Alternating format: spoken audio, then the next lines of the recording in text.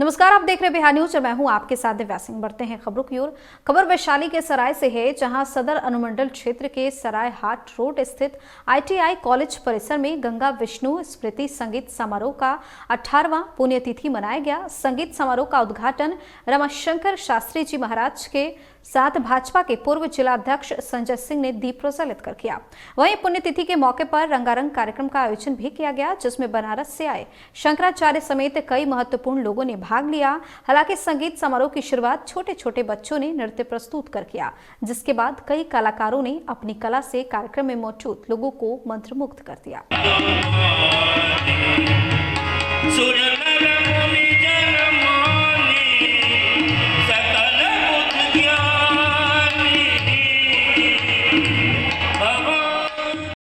एक तरफ जहां कोरोना संक्रमण से बचने के लिए सरकार द्वारा तमाम तरह के गाइडलाइन जारी किए गए हैं, वहीं सुपौल के पिपरा स्थित बाल विकास परियोजना में कोरोना गाइडलाइन की धज्जियां उड़ाई जा रही हैं। दरअसल आज से कोरोना वैक्सीन की दूसरी डोज दी जा रही है, जिसके लिए कई सेंटर बनाए गए हैं। वहीं एक सेंटर बाल विकास परियोजना में भी बनाया गया है, जहां सूचीबद्ध संबंधित लोगों को बूस्टर डोज दी जा रही है। इस दौरान भारी भीड़ लग गई।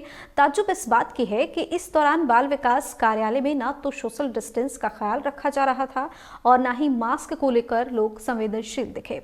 ऐसे माहौल में कोरोना संक्रमण के फैलने का खतरा बढ़ जाता है। भीड़ अब है, आपको यहाँ देखने वाला विभाग से कोई रहेगा तब तो बताएंगे। यहाँ क्या है कि सब लोग जहाँ हम लोग बैठे वैक्सीन दे रहे हैं, वहीं पे लोग जो है टेबल पे ही बैठ जा रहे हैं। कोई आधार कार्ड फाड़ ले रहे हैं अपने, कोई चोरी तो बने सब कर रहे हैं। हम लोग क्या कर सकते हैं? तो मिल रहा है बूस्टर डोज लोगों को? बूस्टर डोज हम लोग दे ही रहे हैं। सुपौल जिले के किसान इन दिनों खाद की किल्लत से जूझ रहे हैं, जिससे गेहूं की खेती बुरी तरह से प्रभावित हो रही है। आलम यह है कि खाद नहीं मिलने के कारण हर दिन कहीं न कहीं हंगामा या सड़क जाम कर किसान प्रदर्शन कर रहे हैं। बावजूद इसके प्रशासन या विभाग की नींद नहीं खुल रही। वहीं आज त्रिवेणीगंज में किसानों ने सड़क जाम कर हंगामा किया। बता दें कि खाद नहीं मिलने से गुस्साए किसानों ने त्रिवेणीगंज पुरानी बैंक चौक के समीप सड़क जाम कर प्रशासन से खाद बंटवाए जाने की अपील की है।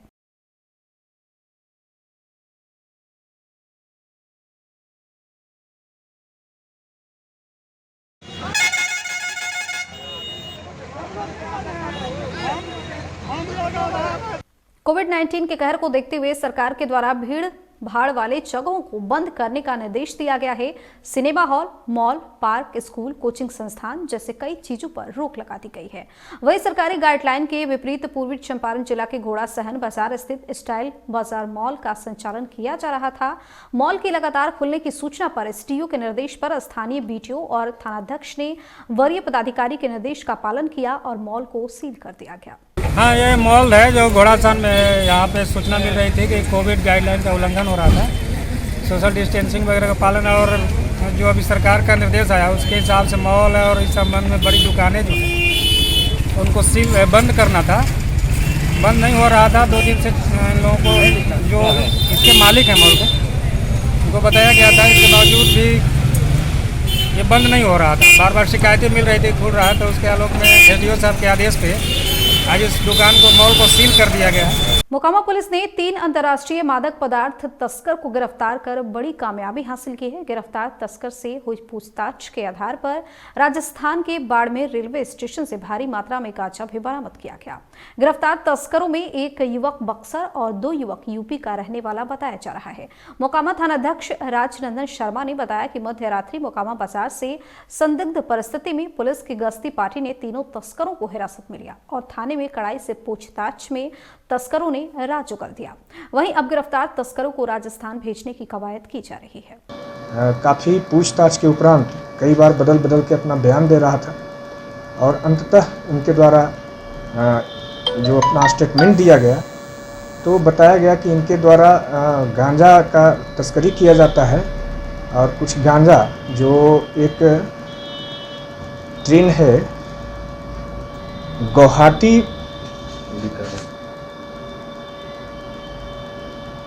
गुवाहाटी बाड़मेर एक्सप्रेस, जो गुवाहाटी से बाड़मेर जाती है, उसके बोगी S7 में बाथरूम में छुपा करके गांजा रखा हुआ है, जिसे इसे ले जाने के लिए ये लोग आए थे।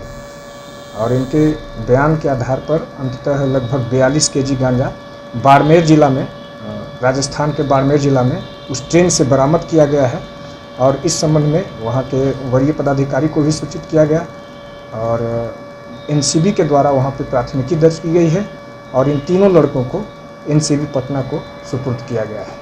और बात सुपौल की कर लेते हैं, जहां पिपरा थाना क्षेत्र के पिपरा बाजार में आपसी विवाद को लेकर एसिड से हमला कर दिया गया, जिसमें 2 महिला सहित एक किशोर के घायल होने की सूचना है। घटना के बाद तीनों घायलों को सामुदायिक स्वास्थ्य केंद्र पिपरा में भर्ती कराया गया, लेकिन स्थिति नाजुक होने के कारण उसे प्राथमिक उपचार के बाद रेफर कर दिया गया।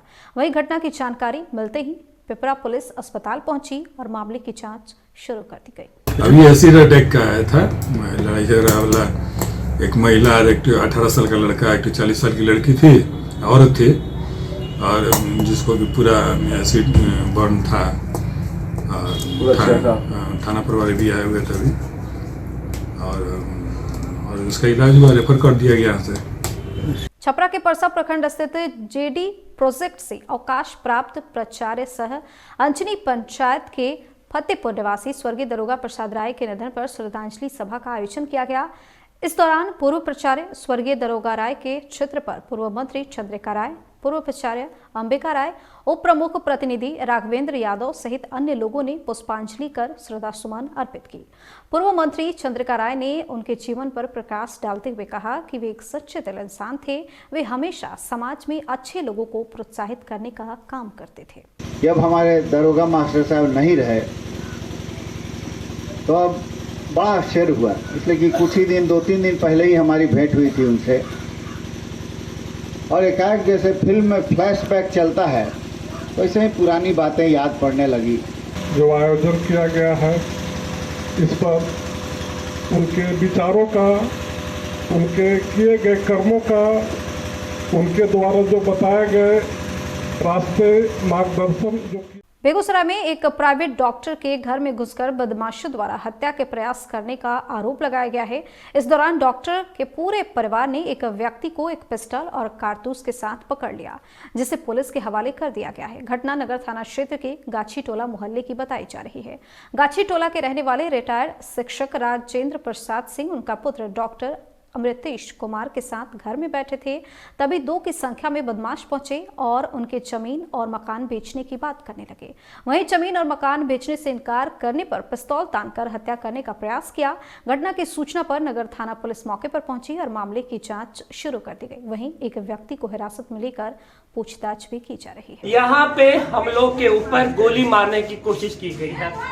हम लोग का घर है, हम लोग यहाँ नहीं रहते हैं। मेरे पिताजी यहाँ पर है, मेरा भाई यहाँ पे रहते हैं, और यहाँ पे ये बार शिव पासवान नाम का आदमी है। वो आदमी इनके पास कभी जमीन बेचने के नाम पे, कभी लॉटरी टिकट के नाम पे, कभी किसी के नाम पे इनके पास आते रहता है। और आज उसने भेजा है लोगों को जमीन खरीदने के नाम पे पिस्टल लेके हम तीनों को मारने के लिए, क्योंकि आज हम लोग आए अपना चीज को समेटने के लिए आए हैं मारने के लिए। बुलेटिन में फिलहाल इतना ही। बने रहिए बिहार न्यूज के साथ। नमस्कार।